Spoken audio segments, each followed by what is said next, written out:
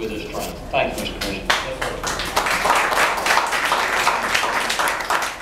Thank you. And many probably don't know that the Public Service Commission used to be, does anyone know? The Railroad Commission. Railroads were monopolies then. They're federally regulated for the most part now, though the Public Service still is involved with any condemnation of property for railroads. But that's how the Public Service Commission got started, as we regulated the various railroad companies and their tariffs, fees here in Georgia. Tony, Representative Prayer, are you? He may still be on the train. It's a privilege to have Russ Harding from Energy Launch Partners, a friend and someone who's fully aware of the impact of the supply chain that solar has, and I just wanted you to bring us up to date on that and kind of remind us of what an impact solar can have. Thanks very much, Commissioner. I think it seems reasonable that we're here in this museum. One of the interesting things we should keep in mind about solar is solar is one part of a whole electrical generation and distribution network that's changing dramatically. And solar is part of that change. I was just looking up here in this case and one of the early batteries that were made. We believe that the opportunity is not just to use solar, it's all the jobs that solar creates. We call it the picks and shovels. And where are those picks and shovel industries that are going to be generated? And these are industries in our transmission lines, which are different when you use solar. They're in how we generate power, how we store it, battery manufacturers, electric vehicle producers.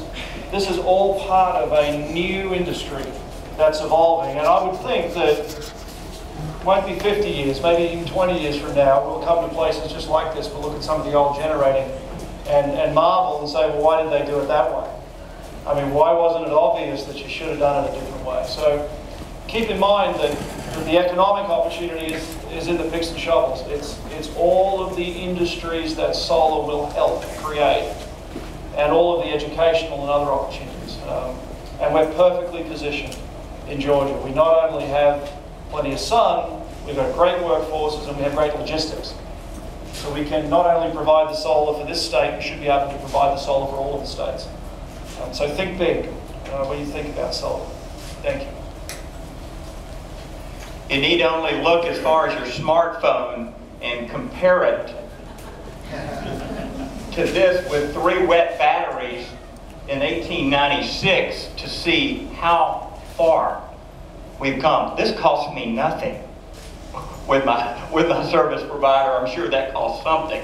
So it's amazing how technology has moved us along here and made life incredibly convenient. Well, let's hear from some of our other folks. And I'll just give you just a quick update. I met with the Department of Revenue Commissioner Doug McGinnity yesterday to discuss these tax credits from Georgia and how many folks have been concerned about not getting a tax credit that they thought they were promised.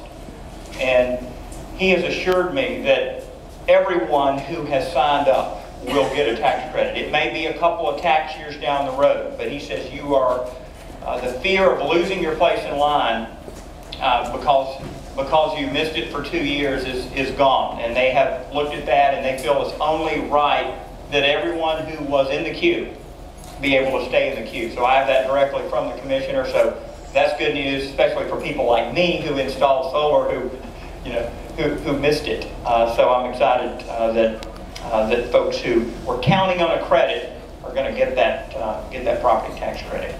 Well, let's Brian Zilko from USDA. I know you're involved in financing projects. Give us an update on maybe some projects here in Georgia that has happened or that you feel like will happen. Thank you very much, sir. Well, it's obvious by looking at everybody in this room here that the industry